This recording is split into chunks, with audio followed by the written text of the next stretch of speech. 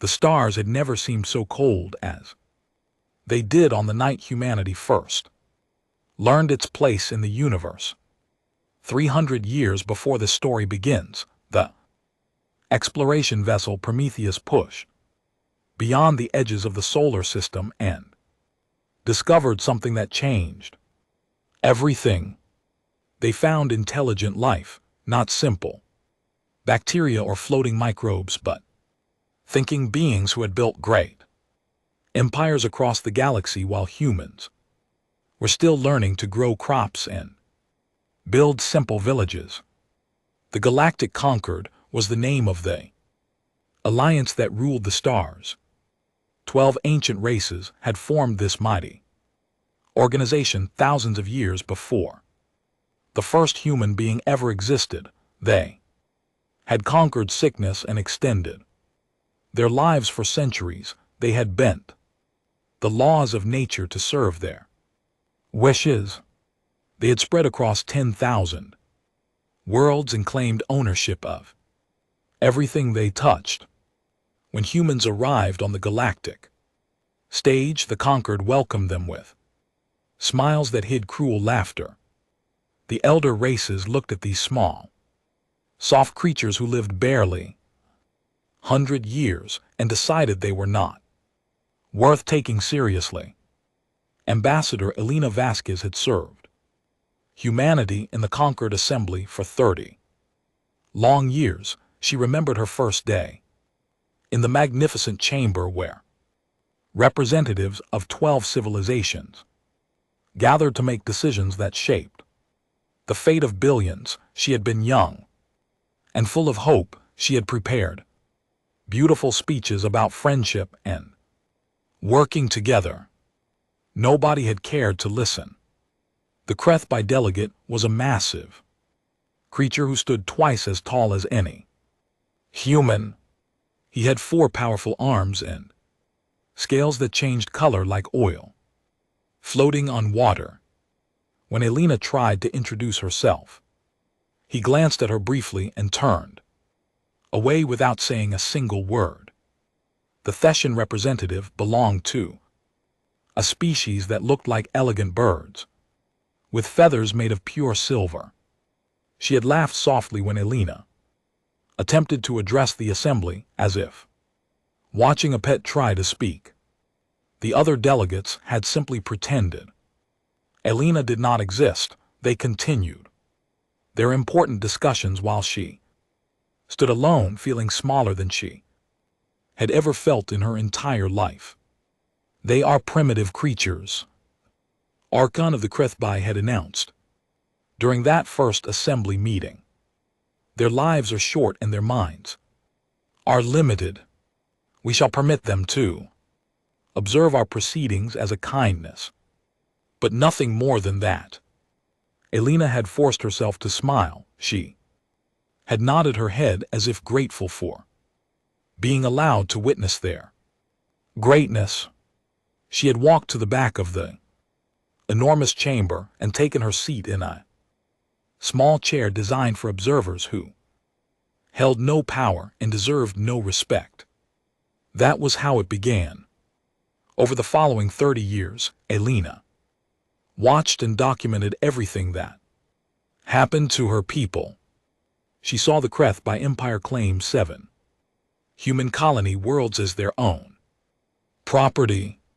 They called these planets resource territories and gave the human settlers a simple choice: leave with nothing but the clothes on your backs, or stay and work as servants under HFY masters. Most colonists chose to leave. They abandoned homes they had spent years building and farms they had planted with their own hands. They left behind everything they owned and fled into space with nothing. Those who chose to stay were never heard from again. Elena filed requests asking about their fate. The HFY never bothered to respond. She also documented the activities of the Thessian hegemony. The Thessians considered themselves the greatest scientists in the galaxy. They were especially fascinated by human brains, which they found strange and interesting. Thetan research vessels would appear near human settlements without any warning. They would take people, sometimes dozens at a time, for what they called cognitive studies. Elena received reports from the few survivors who were eventually returned. They came back with pieces of their minds missing.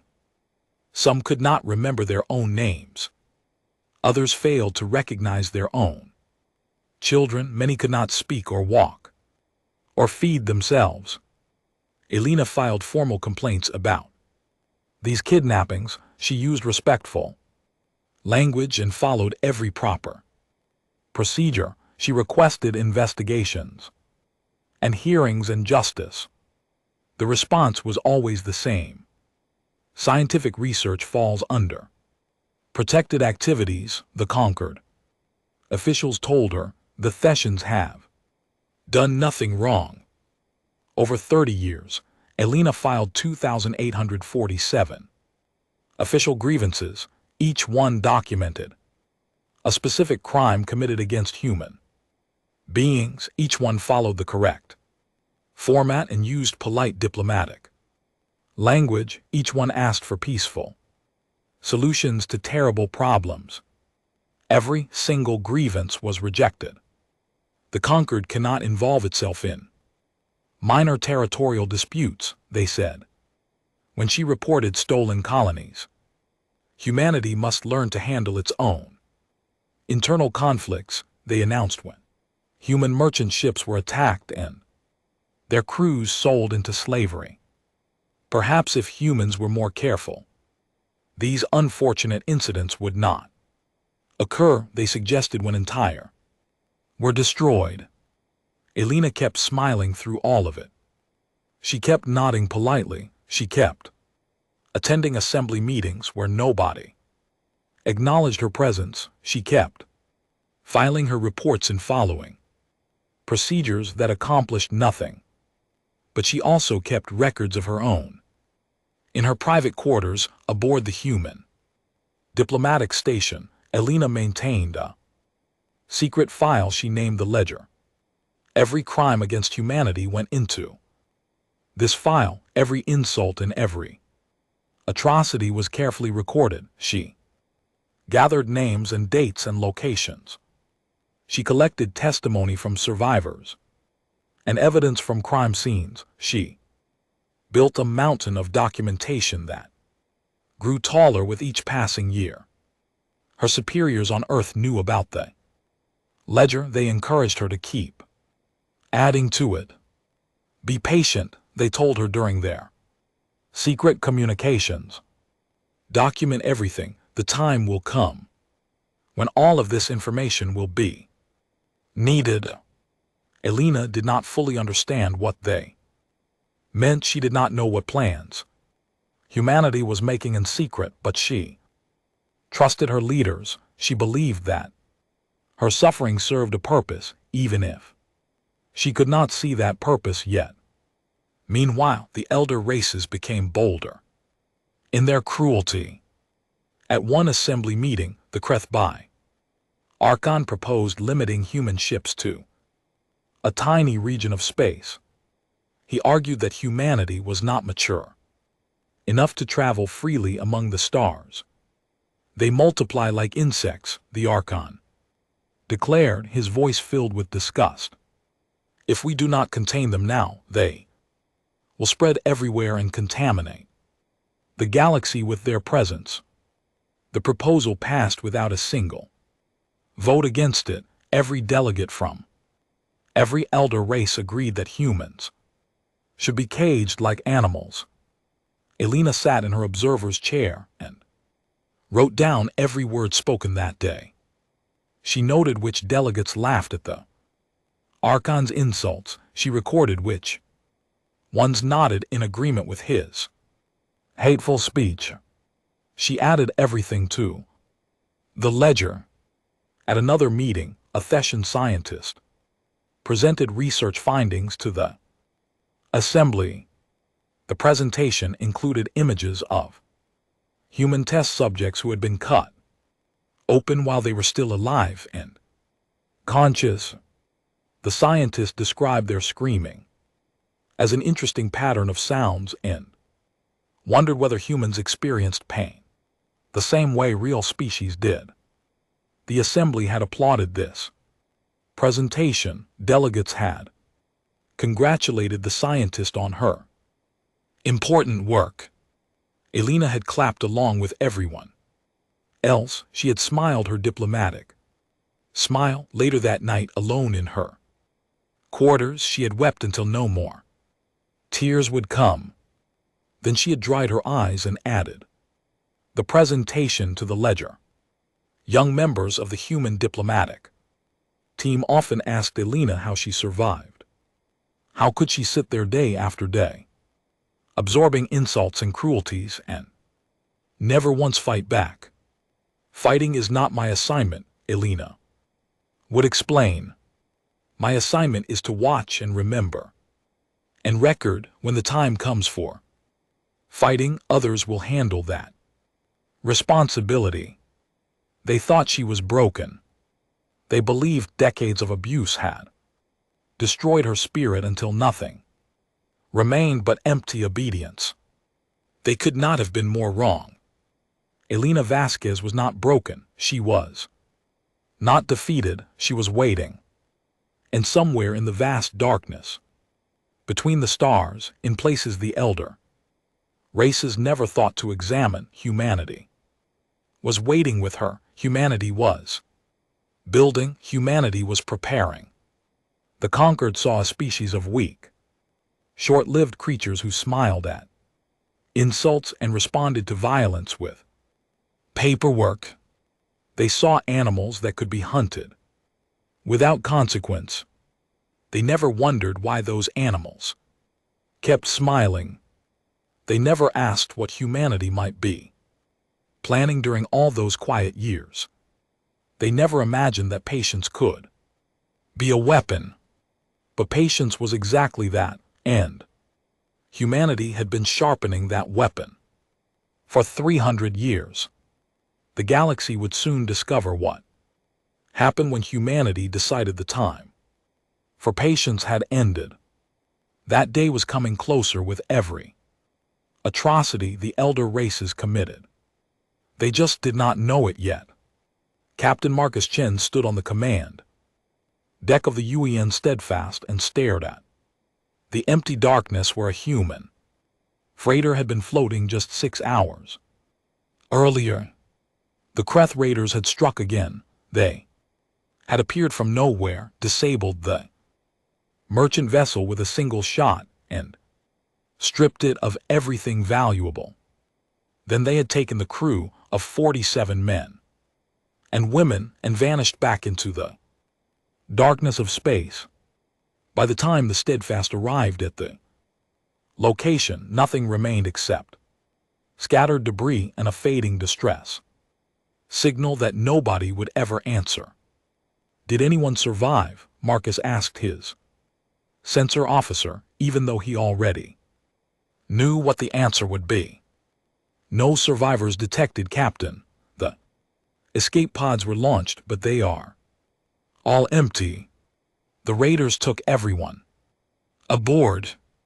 Marcus let out a long, tired breath. This was the 12th attack on human ships. This month alone, 12 vessels lost, more than 500 human beings stolen and carried away to unknown destinations where unknown horrors awaited them. He had sent 17 requests for assistance to the Galactic Concord. 17 carefully written messages asking for protection, for patrols, for any kind of help at all. The reply was always identical. The Conquered cannot intervene in minor territorial disputes. Humanity must learn to defend its own merchant vessels. Minor territorial disputes, that was what they called the organized hunting of human ships. That was how they dismissed the kidnapping and enslavement of human citizens. Marcus walked back to his captain's chair and pulled up the latest reports. Human patrol ships were stretched impossibly thin across the outer reach. They had barely 100 small frigates, trying to protect thousands of merchant vessels crossing millions of kilometers of hostile space. It was never enough. It would never be enough. But complaining accomplished nothing. Marcus had learned that painful lesson many years ago. All he could do was keep trying, keep patrolling, keep hoping that somehow things would change. He was preparing to order a return course to the nearest supply station when his communications officer suddenly jumped up from her seat. "Captain, we are receiving a priority emergency signal. It is coming from the colony ship New Haven." Marcus felt ice form in his stomach. The New Haven was one of the largest colony transports in the human fleet. It carried 12,000 civilian passengers fleeing the failed settlement on Kepler-22. The life support systems on that colony had broken down beyond repair, forcing everyone to evacuate. 12,000 innocent people, and 3,000 of those passengers were children. "What is their situation?" Marcus demanded. "A Thessian science vessel has intercepted them, Captain. The Thessians are demanding that the New Haven surrender all passengers for cognitive research." The officer paused, her face turning pale. "They are firing warning shots. The New Haven has no weapons to defend itself. Change course immediately. Maximum engine power. Push beyond safety limits if necessary." The Steadfast jumped into faster-than-light travel, straining its engines to dangerous levels. Marcus stood at the front of the bridge, watching stars blur past the viewports, silently begging his ship to go faster. They were 4 hours away at maximum speed. 4 hours of helpless traveling while 12,000 defenseless people faced their worst nightmare. "Should we contact the Concord for emergency assistance?" one of his younger officers suggested. Marcus almost laughed at the idea. The Concord considers Thessian research to be a protected activity. They have made that very clear. They would refuse to help even if they could arrive in time. Silence fell over the bridge. Everyone knew he spoke the truth. For 4 terrible hours, the crew of the Steadfast could do nothing but wait. They received updates from the New Haven, and each message was worse than the one before. The Thessians had forced their way aboard. They were separating families, pulling children away from screaming parents. They were marching people onto their research vessel in groups of 50. The messages described scenes of terror and chaos, passengers begging for mercy, children crying for their mothers, Thessian soldiers ignoring all pleas as they methodically processed their human cargo. Then the messages stopped completely. When the Steadfast finally reached the coordinates, Marcus found the New Haven drifting silently through space. No lights glowed in its windows. No signals came from its communication systems. The great ship hung dark and cold against the stars like a tomb. "Any life readings?" Marcus asked, his voice barely above a whisper. "None, Captain. The ship appears to be completely without life." Marcus assembled a boarding team and led it personally. He needed to see what had happened with his own eyes. He needed to bear witness. The corridors of the New Haven were empty and silent as death. Personal belongings lay scattered everywhere, dropped by people who had no time to hold on to possessions. Family photographs and children's toys. And half-eaten meals covered the floors. Little pieces of 12,000 interrupted lives. They discovered the first bodies in the medical bay. The Thessians had converted the New Haven's own medical facilities into a research laboratory. Human beings lay on operating tables, with their skulls cut open and their brains partially removed. Medical instruments still protruded from wounds that had never been closed. The expressions frozen on the victims' faces made clear that many had been fully awake and aware during the procedures. They had felt everything. They had experienced every moment of what was done to them. Marcus forced himself to continue moving. He activated his recording equipment and documented everything he saw, every body, every wound, every terrible detail. In the main cargo bay, they found the children. Marcus Chen had served as a soldier for more than 20 years. He had witnessed combat and bloodshed and death. He thought nothing could shock him anymore. He was wrong. The Thessians had been particularly interested in studying young human brains. They wanted to understand how human intelligence developed during childhood. They had collected samples from over 3,000 young test subjects. None of those subjects had survived the collection process. One of Marcus's officers collapsed to his knees and was sick. Another turned away and began sobbing uncontrollably.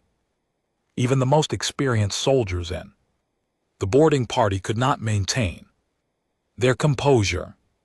Marcus stood frozen in place. He could not move. He could not think. He could only stare at the horror surrounding him. He did not know how much time passed before he recovered enough to activate his communicator. "Ambassador Vasquez," he said, his voice sounding hollow and distant even to his own ears. "I am transmitting my recordings to you. Now please add them to the ledger." A long silence followed before Elena responded. When she finally spoke, her voice carried the weight of decades of similar reports. "Received, Captain. I am adding it to the file." "How many more?" Marcus asked. "How many more times do we document their crimes while doing nothing to stop them?" "I do not know the answer," Elena admitted, "but I intend to find out. Tonight there is an important call I need to make." The connection ended. Marcus ordered his crew to begin the heartbreaking work of recovering the bodies. Every single victim deserved to be returned to whatever family might still be waiting for them. Every single name deserved to be remembered. As he supervised the grim work, Marcus made a silent vow. This atrocity would not be forgotten. And GT snorts. And GT, this crime would not go unpunished.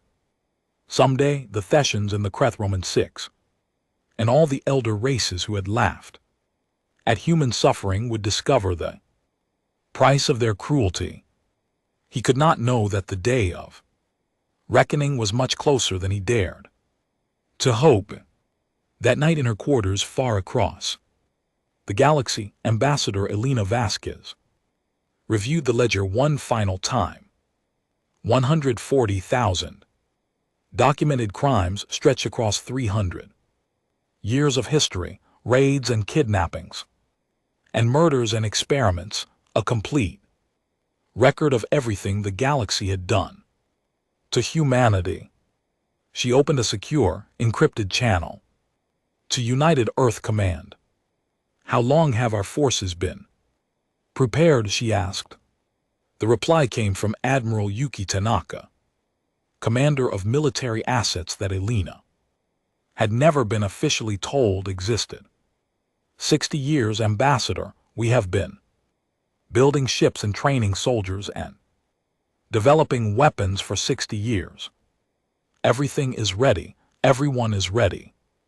We have only been waiting for authorization to begin. Elena closed her eyes and thought of the cargo bay filled with dead children. She thought of all the colonists dragged from their homes. She thought of every forced smile she had worn while monsters laughed in her face. Authorization is granted, she said firmly. Tell everyone to prepare for immediate action. Patience is no longer something we can afford. Understood, Ambassador. Operation Long Memory is now officially active. The galaxy will learn what happens when humanity stops asking nicely. Elena ended the transmission and looked out at the cold, distant stars.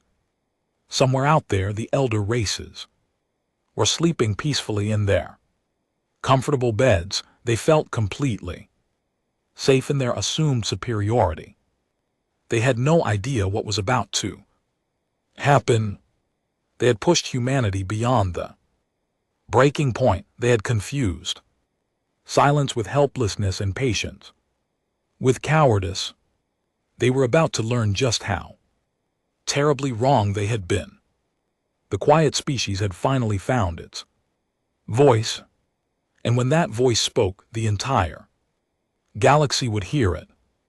The Galactic Concord Assembly Hall had never appeared more magnificent than it did on the morning of the millennial celebration.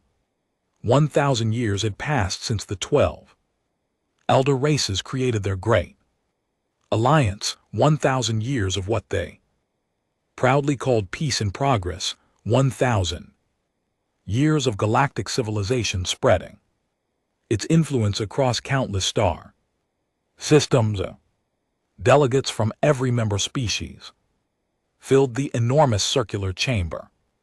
The Kreth by contingent occupied their traditional section, their multicolored scales polished until they gleamed like precious gems. The Thessians perched on their elevated platforms, silver feathers arranged in elaborate patterns that communicated status and authority.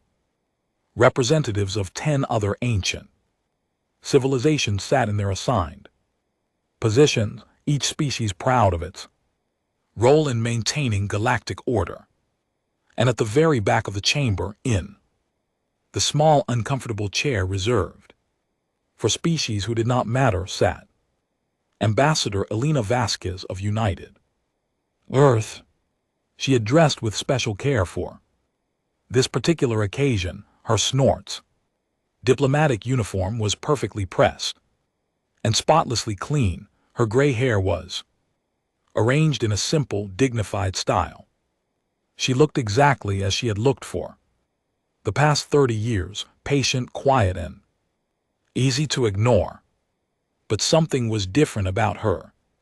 Today, something had changed behind her calm expression. The Archon of the Kreth Roman 6 rose from his seat to deliver the opening speech. He was an impressive figure, towering over representatives of most other species. His 4 muscular arms spread wide in a dramatic gesture of welcome. Fellow members of our glorious Concord, he began, his deep voice echoing through the vast hall, we have gathered here today to celebrate 1,000 years of peace and prosperity. Under the wise guidance of our alliance, the galaxy has flourished beyond all expectation. Order has been established. Across 10,000 worlds, lesser species have been brought into the light of proper civilization. He paused to accept the applause that rippled through the chamber. I wish to specifically acknowledge our recent productive expansion into the outer reach territories. New resource zones have been secured for the benefit of all conquered members. New populations have been brought under appropriate management. The future of our great alliance has never looked more promising. Elena listened as the Archon described the theft of human colony worlds as productive expansion. She heard him refer to enslaved human beings as populations under appropriate management. She watched delegates from a dozen species nod and smile in approval of these carefully chosen words. And then she rose to her feet. The entire chamber fell instantly. Silent observers were not permitted to stand during official proceedings. Observers were not allowed to interrupt addresses. In 1,000 years of conquered history, no observer had ever dared to break these sacred rules. The Archon stared at Elena with a mixture of surprise and growing anger. What is the meaning of this outrageous behavior? Return to your seat immediately. I invoke the right of testimony, Elena announced. Her voice was clear and steady, carrying easily across the silent hall. This right is granted under Article 7 of the original Concord Charter to any species that wishes to present a formal grievance against a member state. Confused murmurs spread through the assembly. The right of testimony was ancient history, a relic from the earliest days of the conquered. It had been included centuries ago to make primitive newcomers feel important and included. Nobody had actually used it in over 800 years. The Thessian delegate leaned forward, her silver feathers fluttering with irritation. That provision is purely ceremonial. It has no real meaning in modern proceedings. Perhaps you are correct, Elena replied calmly. However, the right has never been officially removed from the charter. It still exists in the legal code, and I am invoking it right now, as is my privilege. The delegates exchanged uncertain glances. What should they do? This human was disrupting their important celebration, but she was technically following proper legal procedure. Finally, the Thessian waved one dismissive wing. Very well, present your testimony if you must. You have exactly 1 hour to speak, though I cannot possibly imagine what grievance your insignificant species could raise that would concern this distinguished assembly. Elena smiled, but it was not the diplomatic smile she had practiced for 3 decades. This smile was something entirely different. This smile belonged to a woman who had waited a very long time for exactly this moment. I will not require an hour, she said. In fact, I will need very little time. But before I begin my testimony, I would like to share something important with everyone present in this chamber. She touched a control on her personal communicator. Instantly, every display screen in the assembly hall flickered and changed. The proud Concord emblem vanished, replaced by something the delegates had never seen before. The ledger appeared on every screen in the chamber. 140,000 documented atrocities began scrolling past. Names and dates and locations filled the displays. Images and recordings and survivor testimonies appeared one after another. 300 years of crimes against humanity were suddenly visible for all to witness. What is this material? The Archon demanded. His scales had shifted to an angry red color. This is everything, Elena replied. Every raid conducted against human merchant vessels, every colony stolen from human settlers, every citizen kidnapped for Thessian experiments, every child murdered in the name of scientific research. She paused, allowing the images to Continue scrolling across the screens. For 300 years, humanity has petitioned. The conquered for justice, we have filed grievances through every proper channel. We have requested hearings and investigations. We have followed every procedure designed for peaceful resolution of disputes. Her voice grew harder with each word. And what did we receive in response? Dismissal, contempt, mockery. You called us primitive and weak. You stole our worlds and kidnapped our people and murdered our children. And when we complained, you told us to be grateful that you permitted us to exist at all. The chamber had become completely silent. Every delegate stared at the screens showing evidence of crimes they had thought would never be exposed. Some looked angry, others appeared uncomfortable. A snort's few seemed genuinely ashamed of what they were witnessing. We asked for mercy, Elena continued. We begged to be treated as equals. We requested again and again that you simply recognize us as beings worthy of basic respect. She shook her head slowly. You refused every request. You ignored every appeal. And so we have stopped asking. The Archon had regained some of his composure. He drew himself up to his full impressive height. This theatrical display is meaningless. What do you expect to accomplish here? Do you believe that showing us images will somehow change anything? You have no power in this chamber. You have no military forces. You have nothing but words. Elena looked at him with an expression that almost resembled pity. You truly believe that, do you not? You have spent 300 years watching us file paperwork and attend meetings and smile at your insults. You convinced yourselves that we were harmless. You decided that our patience meant we were simply incapable of defending ourselves. She touched another control on her communicator.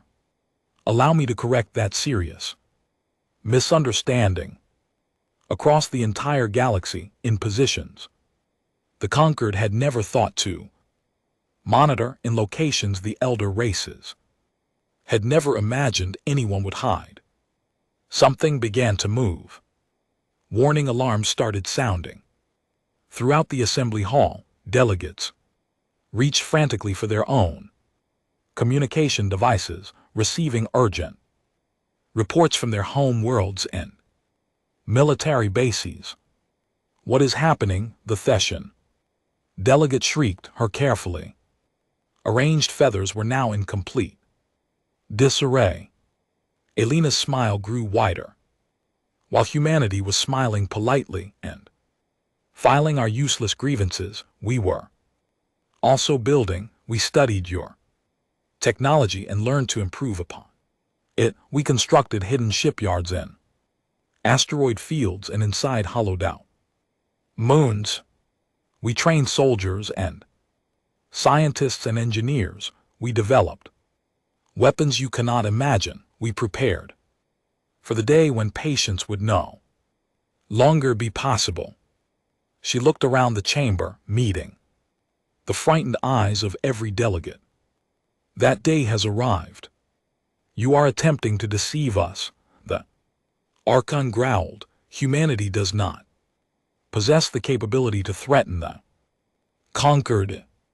2 hours ago, I would have agreed with your assessment, Elena admitted, but 2 hours ago I transmitted the authorization to begin Operation Long Memory at Snorts this very moment.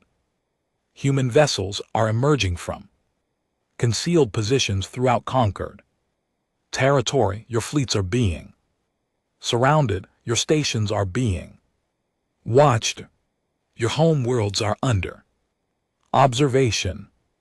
She let that information sink into their minds. We have never wanted war. We still do Not want war, but we are finished dying. Quietly, while you debate whether we deserve to live. The assembly hall erupted into complete chaos. Delegates shouted at each other. And at Elena, security guards moved toward her position. Elena remained perfectly calm. She had spent 30 years preparing for this moment. She would not allow panic to ruin it now. You face a choice, she announced, her voice cut through the noise like a blade. You can listen to what humanity has to say. You can review the evidence of your crimes and discuss appropriate consequences. You can work with us to create a galaxy where every species is treated with basic dignity. She paused for one heartbeat. Or you can choose to fight, and you can discover exactly how much we have been preparing during our 300 years of patient, silent waiting. The chamber fell quiet again. The delegates looked at each other with expressions of uncertainty and growing fear. They had ruled the galaxy for 1,000 years. They had never once imagined that anyone could challenge their absolute power. And now a single human woman was doing exactly that. Elena Vasquez had finally stopped smiling her diplomatic smile. And the galaxy would never be the same again. Admiral Yuki Tanaka stood on the command bridge of the flagship Remember New Haven and watched the HFY home fleet slowly realized that it was completely surrounded. 60 human warships had emerged from carefully concealed positions around the HFY home world. These were not the clumsy transport ships and tiny patrol frigates that the elder races had learned to dismiss with contempt. These vessels were something entirely new, something the galaxy had never witnessed before. The ships were sleek and powerful, designed by engineers who had spent 6 decades studying captured alien technology and finding ways to improve upon it. Their hulls were covered in materials that absorbed sensor signals. Their engines produced almost no detectable emissions. They could move through space like ghosts, invisible, until they chose to reveal themselves. And the HFY were only beginning to comprehend how badly they had underestimated the species they called primitive. Admiral, the enemy fleet is attempting to activate their weapon systems. Tactical officer reported from his station. Let them try, Yuki responded calmly. Activate the suppression field at full power. The Remember New Haven broadcast a specialized signal that spread across the entire HFY military formation. The signal was the result of decades of research designed to exploit weaknesses in conquered technology that the elder races had never bothered to fix. One by one, the massive HFY warships went dark. Weapons that had been charging suddenly lost power. Engines that had been preparing to maneuver fell silent. Defensive shields that should have protected the ships flickered and collapsed. The mighty HFY fleet hung motionless in space, completely helpless. Every vessel was disabled but undamaged. Every crew was alive but unable to do anything except wait. Suppression field has achieved complete effectiveness, the tactical officer announced. All enemy vessels are neutralized. 0 casualties reported on either side. Excellent work, Yuki said with satisfaction. Open a communication channel to their command vessel. A moment later, the face of the HFY fleet commander appeared on the main display screen. He was enormous, even larger than the Archon, with scales that had turned pale gray from shock. What have you done to us? He demanded. What is this impossible weapon? How can this be happening? Yuki studied the commander for a long moment before responding. This was the fleet that had terrorized human shipping lanes for generations. These were the ships that had raided human colonies and enslaved human citizens while laughing at human weakness. And now the entire fleet was as helpless as a newborn infant. For 60 years, humanity has been carefully studying your technology, she explained in a patient tone. We captured damaged vessels from your raids and took them apart piece by piece. We analyzed every component. We found your systems rather simple and predictable, actually. She allowed herself a small smile of satisfaction. Your power systems rely on crystalline energy matrices that are extremely vulnerable to specific harmonic frequencies. Your weapons require neural interface connections that can be disrupted by targeted electromagnetic pulses. Your defensive shields are impressive, but follow patterns that are easy to predict once you understand the underlying mathematics. The commander's scales flushed with angry color. You studied us, you analyzed our technology. That is impossible. You are primitives. You lack the intelligence for such work. That is what you believed, Yuki. Agreed. You never considered upgrading your defenses because you never imagined anyone would figure out how to defeat them. Why would you worry? No other conquered species would dare to challenge you, and humans were too backward and stupid to pose any threat. She leaned forward slightly. You were wrong about us, very, very wrong. The commander struggled to maintain his composure. This is an act of war against the entire conquered. You will be annihilated for this aggression. Every human world will be reduced to ashes.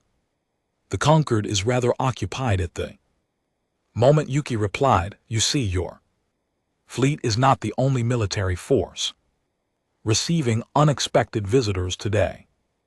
Across the vast expanse of conquered territory, similar scenes were unfolding simultaneously. The Thessian science stations that had conducted so many horrific experiments on human subjects suddenly found themselves surrounded by human warships. Each ship broadcast the same simple message on repeat: release all human prisoners immediately. You have exactly 1 hour to comply with this demand. The primary conquered military headquarters discovered that human vessels had been hiding in the nearby asteroid field for months. Now those ships were emerging from concealment, their weapons pointed at every strategic target on the base. Colony worlds that had been stolen from humanity. Watch as human transport ships descended from orbit, but these ships came not to attack or destroy. They came to evacuate every human being who wished to leave, to rescue people who had lived under occupation for years or even decades. In the Galactic Conquered Assembly Hall, delegates received frantic reports from every corner of their territories. Human ships were appearing everywhere. The humans possessed technology that no one had known existed. The humans had weapons that could disable entire fleets without causing a single death. Ambassador Elena Vasquez stood before the panicking delegates, calm and composed, while chaos erupted all around. Sir, this cannot be real, the Thessian delegate stammered. Her silver feathers were trembling violently. You are a primitive species. You cannot possibly have developed such advanced technology. You keep using that word, Elena. Observed thoughtfully, primitive tell me what truly makes a species. Primitive, it is not their level of technology, it is their refusal to learn and grow and adapt, it is their belief that power gives them the right to abuse those who are weaker. She gestured toward the screens showing human vessels positioned throughout conquered space, while you were busy congratulating yourselves on your natural superiority. Humanity was learning. Every ship you captured from us, we eventually captured from you and studied. Every weapon you used against our people, we analyzed and improved. Every piece of technology you proudly displayed, we examined and made better. The Archon had partially recovered from his initial shock. His scales had stopped their frightened trembling, and his voice was almost steady when he spoke. Very well, you have demonstrated your point. You possess weapons and ships that we did not expect, but you cannot possibly defeat the combined military forces of 12 species, even if you achieve victory in this initial engagement. Reinforcements will arrive. You will ultimately be destroyed. Elena shook her head with what might have been sadness. You still fail to understand. We did not come here to destroy you. We did not come seeking revenge. We came here to deliver a message that you have refused to hear for 300 years. She activated a communication channel that broadcast to every inhabited world. In conquered space, people of the galactic conquered, my name is Ambassador Elena Vasquez, and I speak for United Earth. For 300 years, humanity has suffered in silence while others abused us. Today that long silence finally ends, but we do not wish to end it with death and destruction. She paused to let her words reach across the light years. Look at your fleets, examine your military stations. We possess the power to destroy them completely, but we have not fired a single offensive weapon. We have not taken a single life. Our technology was specifically designed to disable hostile forces without killing anyone. Images appeared on screens throughout the galaxy showing human vessels holding their fire while conquered warships drifted helplessly. This is who humanity truly is. This is what we believe. We do not want to rule over you. We do not want to conquer your worlds. We want only what we have always wanted: to be treated as equals, to live in peace, to raise our children without fear that someone will steal them away. In the night, her voice hardened with controlled anger. But make no mistake about our resolve. Our mercy has definite limits. Push us again, and we will push back harder. Hurt our people again, and there will be severe consequences. Dismiss us again, and discover what happens when a species with nothing left to lose decides it has nothing left to wait for. In the assembly hall, the delegates sat in stunned, terrified silence. On the bridge of the Kreth by command ship, the fleet commander stared at his useless weapons and wondered how his entire understanding of the universe had proven so completely wrong.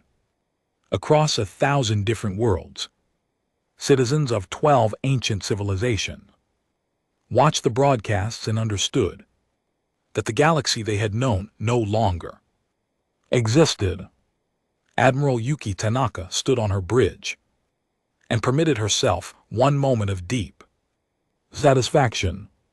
After centuries of patient suffering, humanity had finally stood up and demanded to be recognized. But the work was far from complete. They had demonstrated what humanity could do. Now they needed to show the galaxy who Humanity truly was. Transmit new orders to all human vessels, she commanded. Maintain current positions but continue to hold fire. We came here to deliver a message, not to commit mass murder. Let the galaxy see that we meant every word we spoke about mercy. The communications officer acknowledged the order and transmitted it across the fleet. Yuki turned to look out at the stars, thinking of all the people who had suffered and waited and hoped for this day to arrive. This moment is for all of you, she whispered quietly. For every victim, for every survivor, for everyone who refused to stop believing that things could change. The reckoning that humanity had prepared for so long had finally arrived, and humanity was only getting started. The war that everyone had feared would destroy the galaxy lasted only 9 days. 9 days of tension and uncertainty stretched across countless star systems. 9 days of human warships holding position around conquered worlds, while diplomats argued desperately about what the future would hold. 9 days during which the entire galaxy held its breath, waiting to discover whether civilization would survive or crumble into ashes. In the end, survival won. But the peace that emerged was very different from anything the galaxy had known before. On the 10th day, representatives of all 12 conquered species gathered once again in the assembly hall. They came not to celebrate their power, but to hear the terms that humanity intended to impose. Ambassador Elena Vasquez stood at the central podium, occupying the position where only full members of the conquered had ever been permitted to stand. I will now present our conditions, she announced to the assembled delegates. These terms are final and will not be negotiated. The delegates shifted nervously in their seats but remained silent. They had witnessed what human vessels could accomplish. They understood they had no position from which to argue. First, the Krethby Empire will return every human being taken during raids over the past 300 years. Those individuals who cannot be returned because they died in captivity will be honored with formal public apologies delivered to their surviving families. Financial compensation will be provided for every life that was lost, every year of freedom that was stolen, every family that was torn apart. The Krethby Archon opened his mouth as if to protest these demands, then closed it again without speaking. What argument could he possibly make? The evidence compiled in the ledger was comprehensive and undeniable. Second, the Thesian hegemony will immediately release all human subjects currently held in research facilities. Medical teams will be provided to assist survivors in recovering from their traumatic experiences. All Thesian research conducted on unwilling subjects will cease permanently. Human observers will be assigned to Thesian institutions to ensure complete compliance with this requirement. The Thesian delegate's silver feathers pressed flat against her body in obvious distress, but she nodded her acceptance. She understood that resistance was no longer an option. Third, every human colony world currently under conquered occupation will be returned to human governance without delay. Colonists who were forced to flee their homes will be given the choice to return. Those who suffered under occupation will receive assistance in rebuilding their lives and communities. Elena paused briefly to allow these demands to be fully absorbed. Fourth, humanity will be granted complete and permanent membership in the galactic conquered with full voting rights, equal to any other species. There will be no more observer status. There will be no more being ignored and dismissed when decisions are made that affect human beings. Human voices will be heard and respected. The delegates exchanged uncomfortable glances. Full membership had never been granted to any species so rapidly, but no species had ever surrounded the conquered with a fleet of previously unknown warships either. Finally, and most importantly, the crimes documented in the ledger will be acknowledged publicly before the entire galaxy. Every species will know what was done to humanity during these 3 centuries. Future generations will learn from these terrible events so that nothing similar ever happens again. Elena stopped speaking and surveyed the assembly with calm, steady eyes. These are the terms humanity offers. Accept them and our forces will withdraw. Peacefully, we will work alongside you to build a better galaxy for everyone. We will share our technological advances and our scientific knowledge. We will become genuine partners instead of victims. She allowed the silence to stretch for several heartbeats. Refuse these terms and discover what exists beyond the restraint we have demonstrated today. The military capability you have witnessed represents perhaps 1/10 of what humanity has prepared. We have ships you have not seen. We have weapons you cannot comprehend. And we carry 300 years of carefully controlled anger that we have kept locked away. She looked directly at the Archon with an unwavering gaze. Do not force us to release it. The vote that followed was unanimous. All 12 species accepted every one of humanity's conditions without requesting any modifications. They had seen human mercy demonstrated in action. None of them wished to experience human wrath. In the weeks and months that followed the vote, everything about galactic civilization began to change. Cathar vessels started the long process of returning human captives. Some of these people had been held in slavery for decades. The reunions with their families were filled with tears of joy and sorrow. Elena Vasquez attended as many of these emotional gatherings as her schedule permitted, offering comfort to families who were finally becoming whole again. Fashion research stations released their prisoners. Medical ships staffed entirely by human doctors arrived to provide treatment for survivors who had been damaged by years of cruel experimentation. Recovery was slow and difficult, but humanity demonstrated the same patience in healing that it had shown in preparing for war. Human colonists returned to the worlds that had been stolen from them. They planted new crops in familiar soil. They rebuilt homes that had been destroyed. They started the long journey of transforming occupied territories back into thriving, free communities. And in the galactic conquered assembly, humanity finally claimed its rightful place among the stars.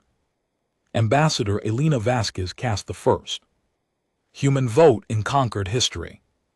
Appropriately, it was a vote supporting increased protections for developing species, ensuring that no young civilization would ever endure what humanity had endured. Captain Marcus Chen attended the memorial service honoring the victims of the New Haven massacre. 3,000 children and 9,000 adults were remembered by name in a ceremony that lasted for 3 full days. Representatives from every conquered species traveled to pay their respects. and acknowledge their collective shame. I never truly believed this day would come, Marcus confessed to Elena after the ceremony concluded. I never imagined they would actually accept responsibility for what they did. They had no alternative, Elena replied. Thoughtfully, we removed every other option, but I hope that as time passes, their acceptance will become genuine. Understanding, I hope they will eventually learn to see us as equals. Not because we force them to, but because recognizing our equality is simply right. Do you honestly believe that kind of change is possible?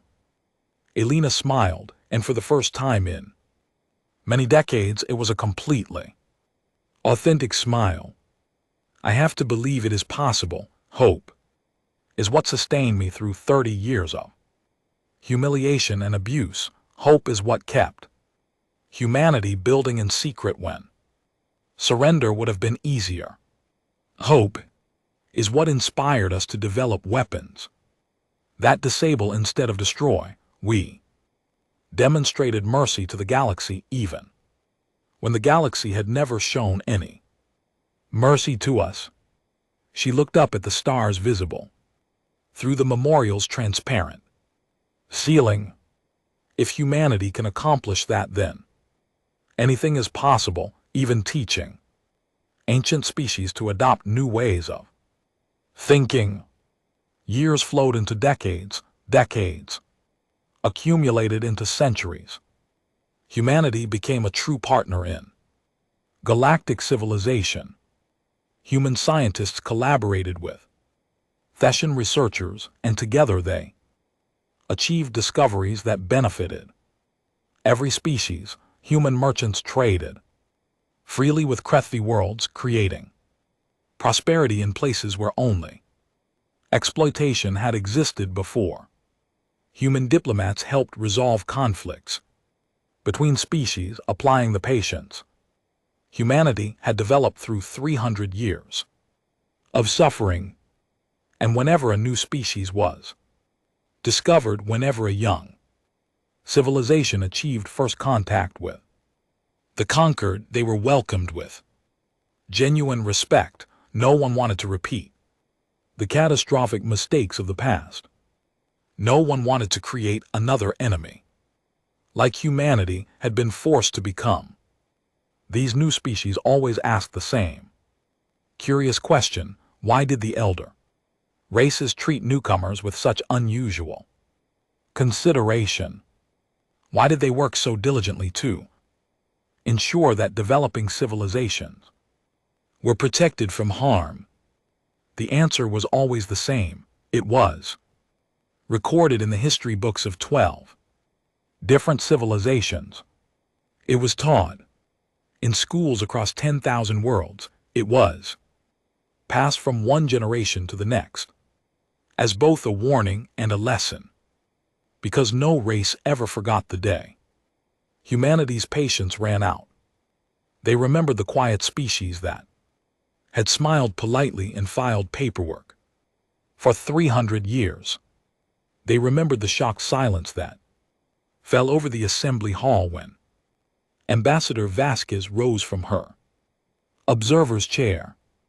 They remembered the terror of watching human vessels materialize from hiding places no one had thought to search. And above all else, they remembered the mercy. Humanity could have destroyed them utterly. Humanity could have taken bloody revenge for centuries of abuse and murder. Instead, humanity had shown restraint. They had demanded justice rather than blood. They had built weapons specifically designed to disable rather than kill. That mercy was perhaps the most frightening revelation of all. It proved that humanity had maintained complete control over the situation from the very beginning. Every polite smile, every ignored grievance, every moment of apparent weakness had been a conscious, deliberate choice. Humanity had chosen to be patient, and then humanity had chosen to stop being patient. The elder races never forgot that. Profound lesson, they never forgot that. Quiet species might be thinking dangerous thoughts, they never forgot. That patience and weakness were not the same thing. And they never, ever forgot what waited beyond that patience. Because some lessons, once truly learned, remain learned forever. Elena Vasquez lived long enough to witness the completion of everything she had worked to achieve. She died peacefully at 112 years of age, surrounded by family and honored by every civilization in the galaxy. Her final words were carefully recorded and preserved for future generations. Teach them to be patient, she whispered with her last breath. Teach them to hope, but also teach them to be ready, because no one can predict when patience will no longer be sufficient. And when that day arrives, humanity must be strong enough to do what must be done. She smiled one final time. We were strong enough, make certain we always will be. And so this story concludes not with destruction but with hope, not with revenge but with justice, not with silence but with a voice the entire galaxy had finally learned to respect. No race ever forgot the day humanity's patience ran out, and no race ever wanted to discover what existed beyond it.